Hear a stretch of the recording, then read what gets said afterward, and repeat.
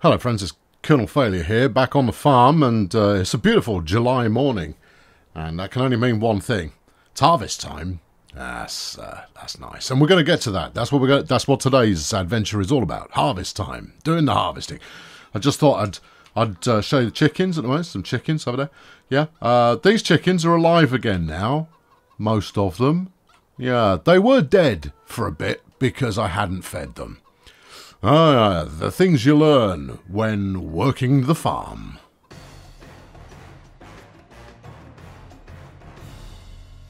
So obviously we're talking about wheat here. This is all good to go. I'm destroying as much of it as possible, obviously. 73% yield bonus. Yeah, all right. Yeah, okay. We can live with that. I suppose we can live with it. We have no choice in the matter. We're going to live with that. The only downside is I can't do with my wheat what I have been doing with other crops. Well, I say other crops. My bales. See, I've been keeping it busy. You know, keeping my mind active. We're waiting for silage here. Some of it's still fermenting. Quite a lot of it's done. That one's done. There you go. That's quite a lot of it. Shut up. Yeah, no. You see, I'm waiting for the prices to reach optimal. And then I'll flog them. But as a result, I am broke. I've had to fix my tractor twice in between the last time we were here together on the farm, and that's that's 50 grand's worth of cash just wiped out there. I'm very much hoping that is more than 50 grand's worth of bust. This field is a right mess. Oh dear, Jacob Fisher, one should be ashamed.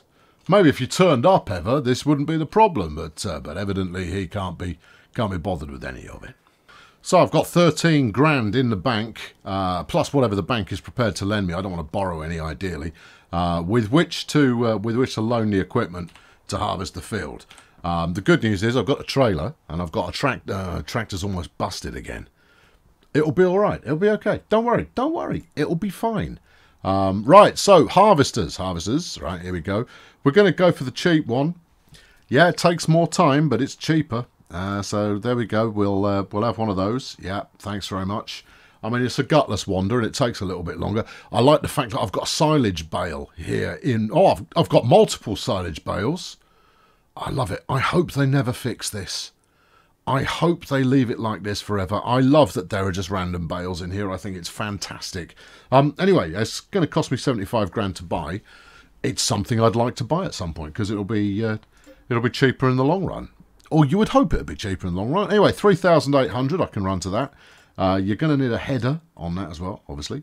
Right, yeah, back up. Yeah, back up again. Go to the gadget section. Get the headers. Get the cheap one. Yeah, it's only 25k. It's skinny, but it's yeah. That's the fella.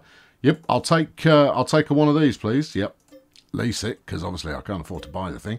And there we go. In the long term, we're almost certain to make money. My problem is that I spend most of my money on stuff that doesn't actually make anything. So every time I hose away, 10 grand on flattening out a bit of ground, you go, well, that's 10 grand you're never going to see again. Has it made life any better for you? And you go, well, no, not especially. And you kind of go, well, maybe stop doing that until you've got a little bit more financial independence, you flaming joker. Oh, I'm not sure. I know. That's right. At a moment there where I wasn't sure that I could actually connect my header without it being mounted on a flaming tractor first. But it turns out flaming tractor, unnecessary. Trailer. You stick the header on a trailer and makes it all better. Yeah. Right. Okay. Let's put the hazard lights on. Tootle across the fields. We'll give the side eye to Jacob as we go past, and then we'll go get to work. Here I am, just like a boss. Right, here we go. I've got a couple of bits and pieces to move out of the way before we get underway. Otherwise, it's just going to be problematic, and we'll have to deal with it in real time. And I don't want to do that. No, because I've got a special plan, you see, for my my harvesting adventure, and I think you're going to appreciate it. The new field that I stuck in last time, I ended up sowing that with oats. Yeah, I did. I sowed me oats in that field. Yeah, it was there. I tried it. I didn't necessarily like the outcome particularly, but there you go. It was there. I had a go at it. Sorry, it didn't really deliver. Yeah. So, and the good thing about that's going to be harvestable next month. which will give me something to do other than mowing the grass again. I mean, don't get me wrong, I don't mind mowing the grass. It's quite therapeutic. In fact, once I get things started, Johnny Touchdown there in his helper wagon, he gets it done, which means that I can just go and do other things. You know, like murder all my chickens through neglect. That's something I can get on with while JT is making the magic happen. What end does this attach to? I don't think it really matters, does it? No. You know what this is? Yeah, this is a well, obviously it's the AKG ED20156 XL Extreme Edition. It's some kind of grass divvy thing. Yeah, I picked it up in the sale. It was like £3 I went, sure, I'll have it. It's inevitable I'm going to find myself doing quite a lot of that. Just randomly buying bits of kit, leaving them in a field to go rusty, purely off the on the basis that they're interesting and cheap. I'm all about interesting and cheap. In fact, I mean that's basically my middle name. Look, do you like my little tyre tracks that I've got there? I put that in. That's scenery that I built with my own fair hand. I mean, it's the wrong width, but it doesn't matter. I think it makes it look, all the better. Right, here is the challenge. Hold on, let's spool up all the bits. I can't remember all the bits I need to spool up. Do I need to do that? I'll push the button. That should be opening a hatch somewhere. No, all right. Yeah. You can do that. Are you happy to operate under these conditions? No complaints. All right. Here's the challenge. Right. You have to do a there and back as quickly as possible. Okay. I'll deploy this up against some high octane kind of sporting music. See which lap is the quickest. So you've got to go down, turn around, come back again, not miss any bits. You miss any bits, you have to back up and go get them. All right, ready? 3, 2, 1, charge. So you join us for a tremendous afternoon of racing excitement here at the #1 racing venue for speed. Ashley, you know what this needs? I think I need a second commentate. Jake, come over here. Jake. What?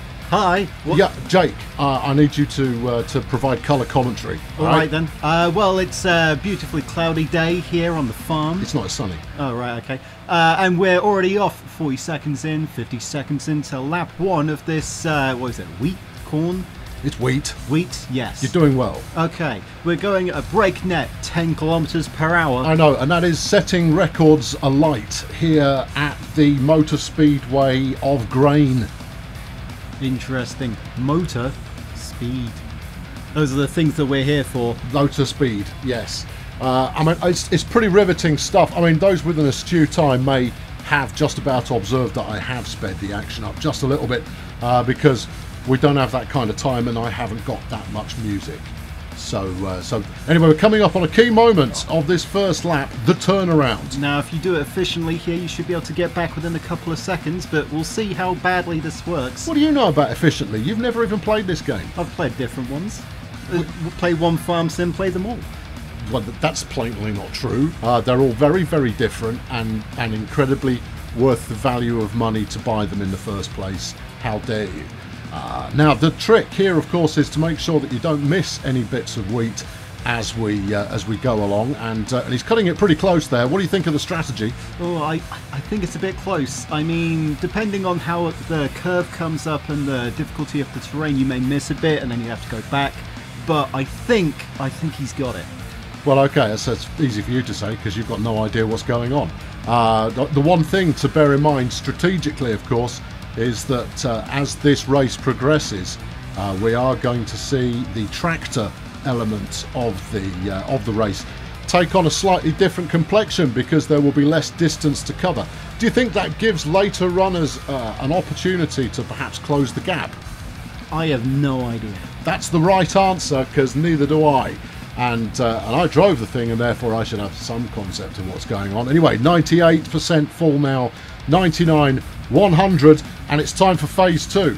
Get the harvester out of the way, deploy the hose, and then it's a sprint across the field to go and get the tractor. Now, what sort of strategy do you think we could see with the tractor deployment in this race? Long way to run for the tractor on this lap. Yeah, quite long. So it depends. Does the tractor have better traction on the road or on the farm? Well, you're going to see in just a moment. Here we go. And foot down.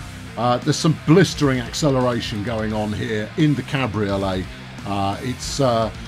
It's doing a brisk 25 kilometers an hour, and don't forget, of course, that the trailer is currently empty, which means it's lighter. That's the one, and that's probably important somehow for reasons. And yeah, there we go. So cutting the corner here, perfectly allowed. The only thing you're not allowed to do is cut directly through the wheat field, because that'll be detrimental to the wheat. It would be detrimental to the wheat, and we try and avoid such things. Now, critical at this juncture is to line the trailer up directly under the hose, and then it's all about the transition. There we go, transition, and we're deploying. You know, this would be much easier if you had two people doing it. Yeah, but where's the fun in that? I mean, of course it would be easier with two people, but you'll have someone who's just rolled his tractor the entire time, and you spend all of your time trying to pick them back up again. Either that, or they go, hey, look, I'm doing ramp jumps. God, no, I need serious farmers for serious business. Understandable. Anyway, transition complete, and we're back in the tractor. Now, taking change of mind. Was going to pull a U-turn there and head back the way they came, but decided that the better course of action would be to simply complete the lap. The unsureness of their decision has cost them some time there, but they are going at 25 kilometers per hour. It's as if the wheat in the wagon isn't doing anything to your speed. It certainly seems that way, but one wonders whether the acceleration coefficient has indeed been impacted by the additional wheat weight. To be honest, I haven't even noticed. It took less than a second to accelerate and decelerate. It's pretty difficult to tell. And there we are, we're in. It's a new world record, which is partially unsurprising given that this was the first run. 8:35.06 seconds. Yes, exactly. 8 minutes 35.6 seconds. It's a quick time. Is the next competitor going to do any better? So we now have the run up to start the second lap. This obviously being played out in real time here. We've got to get the old combine into a position whereby we can pick up the action, no trouble at all. We're not going to set any kind of handicap for later runners, because it's all important that there is a level playing field, figuratively and literally speaking. Anyway, you've got to drop to 0 miles per hour, kilometers per hour. Both of those. Now the start line, the start of the wheat, I guess. Start line, yes. Where the previous Here we go, guy and we're away. Off. No, it's no time for that now. We're off and running. And we got an immediate turn coming up in the 20-second mark. Well, that's it. I mean, the turn is arguably definitely the most most difficult part. Doing this quickly is critical. Now, this is where the first racer possibly had the advantage, as they only needed to make one turn. Supplicant runs need to make 2 turns, and that's difficulter. Nice work there. Yeah, thanks. Much difficulter, and therefore this could impact on the run time. We wait to see whether or not this will impact on the run time. We're now midway down the back straight. Surely this means that it's not really a fair fight, and you've got different difficulties for every contestant. But anybody can make it work, though, you see, because the tractor has less distance to travel, theoretically. Does it, though? Probably, yes. Yeah, it does. Look, I mean, it depends where we park the combine, but, you know, in theory, it should be a shorter distance, and therefore, you know, there's precious seconds to be saved. Anyway, talk us through the turn. Okay, we're going to have a bit of a left turn. Oh, no, he's going straight forward and doing a full left turn. Like, what was that? 400-degree turn, turning back right and continuing. That's quite an efficient way of doing it, but probably to avoid the house right there. Well, also you have to take into account that if you're going to pull any kind of three-point manoeuvre, you do come to a full stop, and the acceleration on this large red and white beast is not what might be desirable on the drag strip. Indeed. Fortunately, the only strips we're dealing with today are wheat. A bit of a wiggle going on there. You wonder whether that was intentional or what. Now, how many strips of wheat do you think we're going to end up with? How many turns? Oh, several. Could be. Anyway, we're up to 95% full now. Alrighty. Which means we're coming up for the handover. And based on the starting position, we're actually going to be very much closer to the tractor. Doing some manoeuvres there in order to allow the tractor to enter and exit unobstructed by the wheat. Ease of ingress. That's what we're set up for. Ease of ingress. And we're away. The tractor transition has been made at 5 minutes 20 seconds. I've no idea if that's in any way close to how we did before. Now the harvester is in the middle of the field, which means that you're going to have to go half the length of the field to get to the harvester in the first place, as opposed to previous where it was very close to the edge. But you then go the rest of the distance down the field? It's exactly the same? Well, it depends. The drop-off point is more to one side of the field than the other. If, for example, the harvester was at the far end of the field from our current position, it would be quicker to drop off the cargo. Yeah, but you still have to then get started again and go around the far side. It makes no difference. Well, you don't have to go around the far side. You can turn around. But anyway, we are up to the harvester. Switch over. Decant. Decant? Yeah, decant. Okay. We're at the 7-minute mark. No, wait. You can't just dial back your argument about it taking less time doing it this way simply because you feel like, oh, I could drop in some zesty flipping commentary about this point. Anyway, transition back to the tractor and we're away. And that full speed along the field will be accomplished momentarily. There it is in top gear now. And we're up to the 25 km/h cruising speed. Sacrificing a bit of speed in order to make some wavy manoeuvres for some reason. You'd need an expert for this. It's tractors. It's complicated. I'll take your word for it. It is complicated. Anyway, we're coming up, and the time is going to be very, very close. 8:35 to beat. It's not there. Coming up to a chicken feed. 8:38.24. It's not a record, but it is a pretty fast time. Can this be beaten on the third lap? How many laps are there? Now here we go, setting up for the third and final lap. Oh, thank God. Yeah, all right, easy. And getting the alignment right. You may think that that just zapping through the wheat as quickly as possible, rather than trying to capture it all in one blade's width, would be we're away. But the fact is, you want to get as much into the blade as you can each time, because you can only unload once you have loaded. Right. Also, it means that you're doing less laps, and so you fewer laps. All right. And you're cutting the amount of time that you're having to turn around. And we're back on the second run. We are back on the second run. Very quick turn there. Yeah, it's worth saying that just because this is sports commentary doesn't mean grammar goes out the window. Come on, keep it together. All right. Yeah. Now we're getting a full blade's width there, and the wiggle to make sure that the full harvesting scythe principles are being adhered to. Indeed, the wiggles from previous laps have exacerbated the wiggles needed here. Exacerbated, good word. Completely agree. And this, of course, is where the earlier runners can negatively or detrimentally impact the runs later on in the day, much like skiing. I'll take your word for it. Oh no, you see, ski slope starts out all powdery, right, which isn't very fast. So the first people down the slope, often they have a slower run than those appearing later in the... Oh, he's missed a bit! Oh no, this is detrimental. You've used detrimental. Oh no, what have we got? Oh, he's completely forgotten what he's trying to do. He got out of the taxi, back in again. It's not a taxi, and that's it. Harvester. No, it's blown. This is it. It's all over. Might as well not bother. 5 minutes 20 was the transition time on the last run. I don't think we're going to see that this time around. Well, depending on how quickly he does this, he may get bronze medal. Well, yes, bronze medal is certainly a possibility at this point, but you wouldn't want to hazard a guess. Not at this stage. Anyway, 97, 98, 99, and pile out. Now, the tractor itself is, of course, very close now. This could be... something. Yeah, this could be a run. The trailer has never been heavier. Of course, we're allowing this because this then compensates for the fact that the something harvester is closer.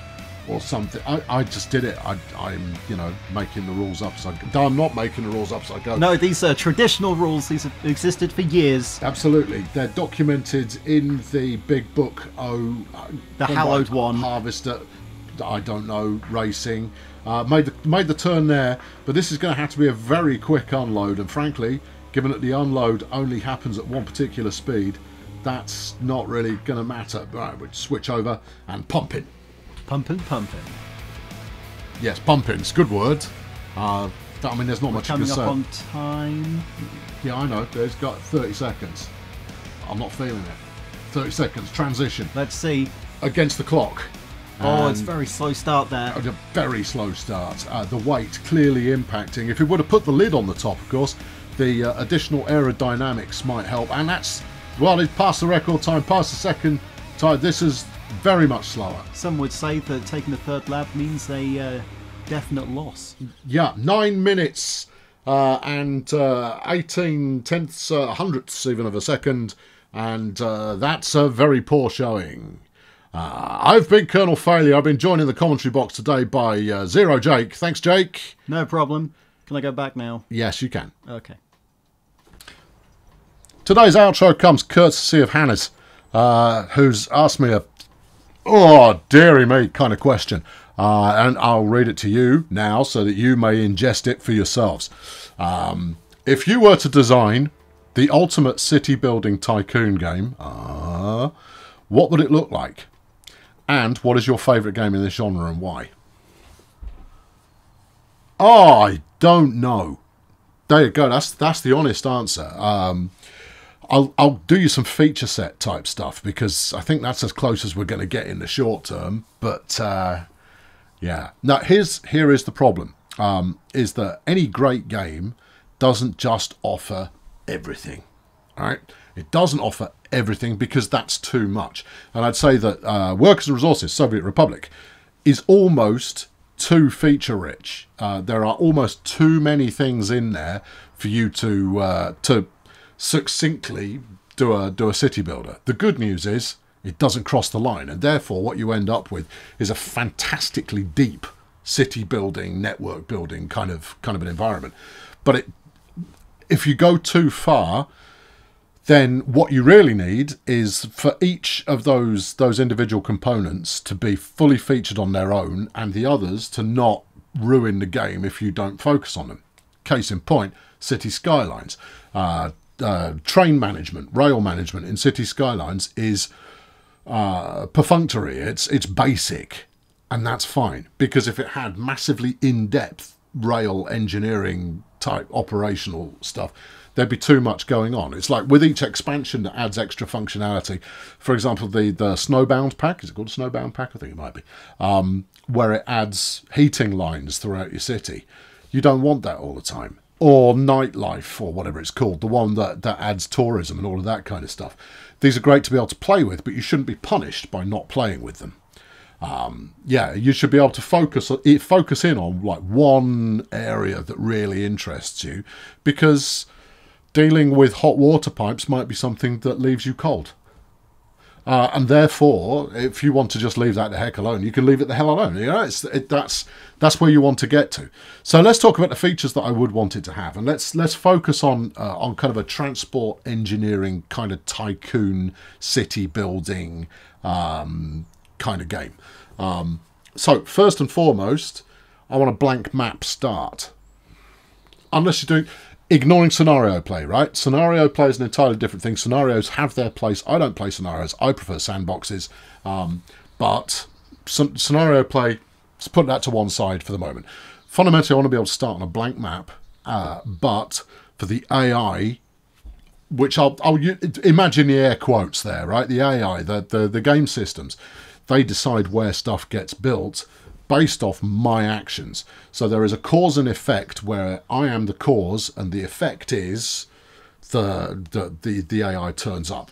A case in point, if I were to build a coal mine on a mountainside somewhere and I start running coal services up there, I would want that coal mine to require workers, and when I start shipping workers up there on a regular basis from a end settlement somewhere, that suddenly you start getting a very small amount of residential stuff cropping up in that same area, and then commercial stuff to support the residential bits and pieces, because the workers would choose to live close to work, and therefore enterprising corporations would build up houses that they'd then sell to the workers, and then enterprising corporations would provide services to those workers nearby. And therefore the map would evolve over time based on how you interacted with it. That would be feature number 1. Because that way you could take a dynamic map, a random gen map. Feature number 2, random gen maps, but with a seed so that you can share that random gen to other people, with a map editor as well, so that it's easy to make your own maps, and you know, a height map importing function, something along those lines. All critical because you want to be able to recreate real world areas and that kind of thing. Yeah. What was I going to say about the map? The map should be huge. If you are going to include any kind of transportation that is faster than trains, and even trains can cover big distances, you want to be able to cover big distances.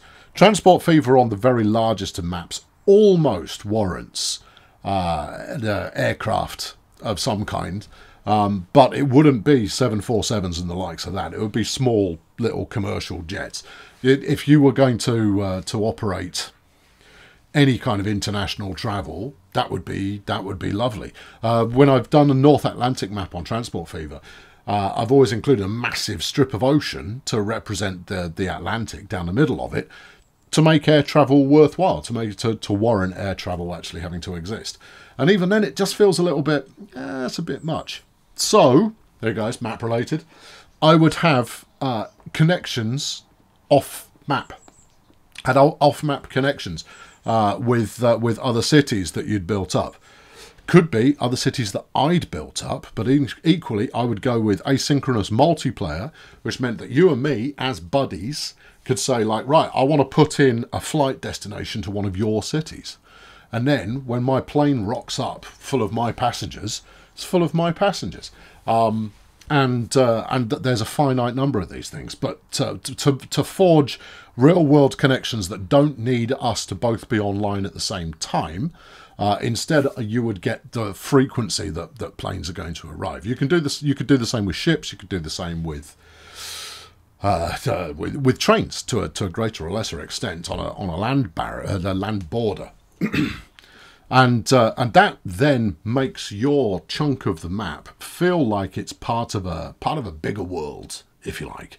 Let's not get into what if it's sci-fi and what if we've got a planet each and stuff like that. You can extend the same idea to that. That's no big deal. But let's now talk about the economics of the thing.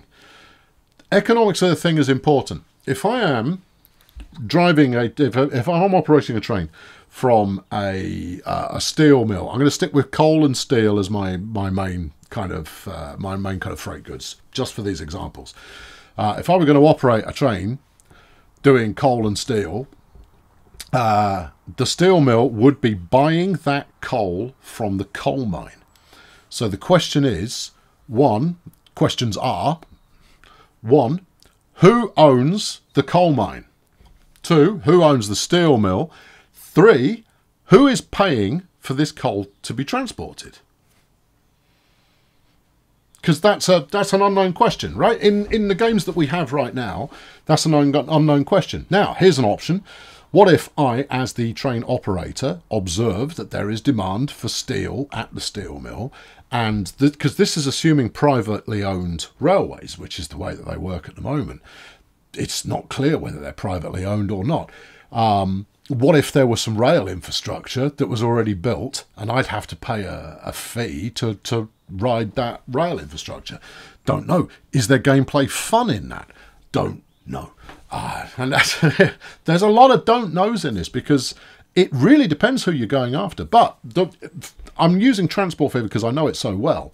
As an example, what I would choose to do to overhaul Transport Fever would be when I rock up to the coal mine, I have to buy the coal from the coal mine. The coal mine is outputting at max immediately, right? It's automatic, always pumping out the maximum coal it possibly can. And then there is a buy requirement from the steel mill down the way. And so I want to be able to rock up, buy the exact right amount of coal to A, fill my train, and secondly, fulfill the demand of the steel mill, then roll back down again. So I'm out of pocket picking up the coal, but it pays off in order to make the economics work when I arrive at the steel mill.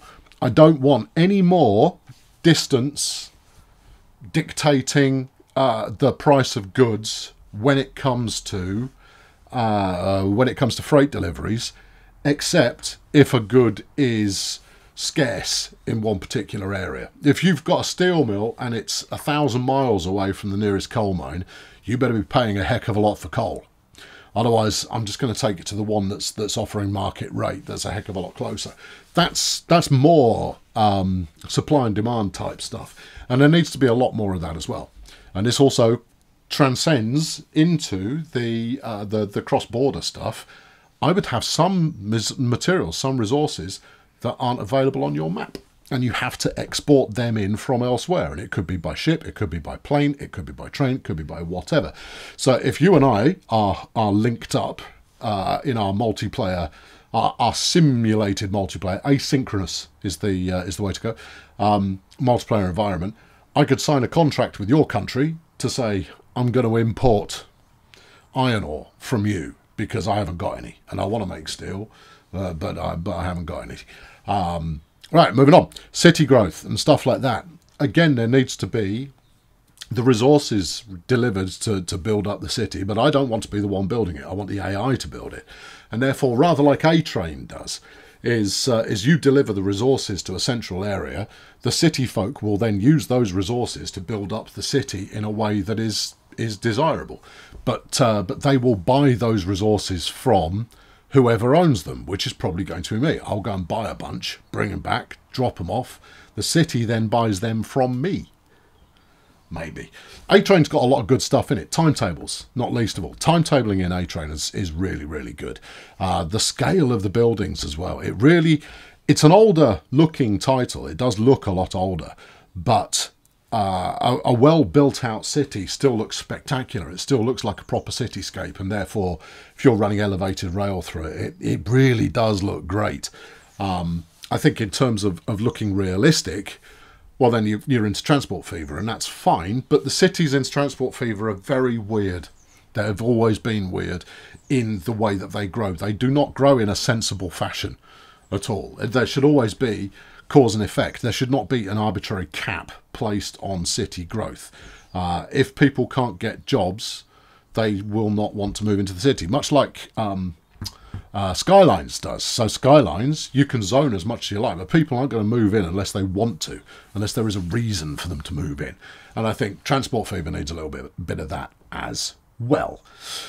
So what I'm going to do is I'm going to say in this particular genre, I think the best example in this genre, Workers and Resources gets a lot right, but what it doesn't have underpinning it is a strong economic model, because it's built on a planned economy. It's built on communism as a kind of backbone to it.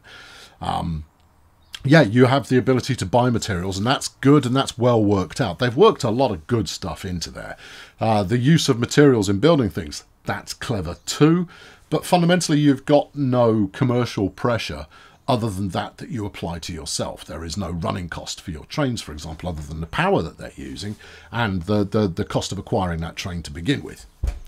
So let's put that to one side, because that is very well executed. I think the one that is the game that has probably come closest to a really strong economic model that I've played is Industry Giant 2, which was late 90s, I was going to say early 2000s, I think, rather than late 90s, but it's in that window.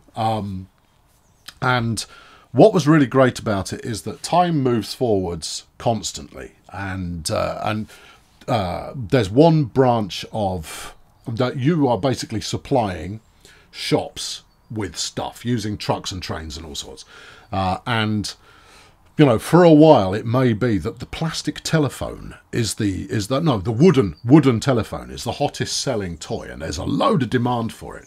Well, firstly, demand is affected by season.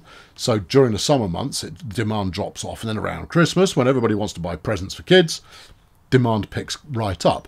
And so you're trying to get all these things manufactured and deliver them to their end result. A good example was Christmas trees. Zero demand throughout the entire year, then demand is tiny in November, and then in December it's enormous. It's gargantuan demand. So you could build a business purely around shipping Christmas trees. But let's go back to the wooden telephone. wooden telephones would be popular. And then all of a sudden, there'd be a new toy introduced that meant that wooden telephones were no longer popular. Now, it wouldn't be, it was popular for like 2 months and that was it forever. No, you would get a good a good few years where an item was the most popular thing available. But you'd need to plan for that, because you would get a heads up. We're expecting popularity of this to drop dramatically, at which point you kind of go, well, I've been stockpiling these, so maybe I stop producing them now and instead start producing something else to hit this new wave when it comes in. And in terms of adding an extra layer to the network that you're building up, that was really, really good. If Transport Fever it has lots of problems, but one to call out was, you fire and forget your lines, right? So you set a line up that's delivering iron ore to your steel mill. It's the last time you need to look at it. Sure, you might modernise the train later on. You might double up the track so you can run more of it. But fundamentally, you just leave it running forever. And that's a bit of a weakness, because it means that you are... Actually, Transport Fever falls into the classic problem, which is the game is at its best when you turn gameplay mode on. For building, it's magnificent. For building, your own model environment, it's wonderful. But it's at its best at the beginning, when you don't have much money, where you have to think carefully about what you are lining up, what you're going to set up. And getting past when you get to the point that now you're making enough money that you can build whatever you like, whenever you like, that's the end of the game. At that point, you're into fantasy building. But therein lies the challenge. How difficult do you want it to be on a continuing basis? And I would say that Industry Giant 2 nailed that better than anyone else, because you've got demand just disappeared. And you kind of go, oh no, I missed that. And all of a sudden, you've got trains that are costing you a bundle to run, because you're shipping all of this stuff and nobody wants it, and your supply yards are filling up with rubbish that nobody is interested in. Fantastically interesting. Detroit, the age-old car tycoon. I'm about to start playing Gear City, which is the kind of spiritual successor to it. That was fantastic for this kind of behaviour, in that you would, you'd go through the R&D of designing a car, and then you'd go and you'd set your factories up to manufacture loads of them, and so you'd get them distributed out to your sales offices, and they'd be selling pretty well at the price that you wanted them for, and then a new piece of technology would come out that would mean no one was interested in your cars anymore, and you'd go, oh no, I've got 100,000 of them just sitting there, and I'm banking on those selling in order to recoup the investment that I made on them in the first place. And then you're in really big trouble, because you have to go, I've got to sell them below cost in order to shift them at all. Otherwise, all of that money is gone forever. And that makes for a really compelling experience. But there you go. I think if I were to distill to 3 features, it would be an evolving economy is essential in order to make it so that once you lock something in place, you don't forget about it forever. The second one would be that city growth would be dictated by my actions more than anything else, so that if I was focusing in one area, a town might pop up there simply because it was a good place for people to live. And I'd use historic data to dictate what people would choose as an interesting place. And then number 3, I would have asynchronous multiplayer off map with other people of my choosing, or I could just hit give me someone random, and that would work well, and we'd sign contracts for this, that and the other, and it would just mean that longer distance transport stuff could be hooked up. I might even go so far as to have, the little people who wander around town, maybe you could have different racial aspects or costume stuff going on, the way they dress, to kind of be representative of the country that they want to represent. So there you go. That's my rough idea of what I'd like. But it's it's a complicated one, because unless I know who I'm targeting and why, and which game I was trying to take the scalp of and why, it's a tricky one to call. But I think those are my top 3 features. Thank you very much for the question. Thank you for your Wizio request. An interesting one, and no mistake. Cheerio.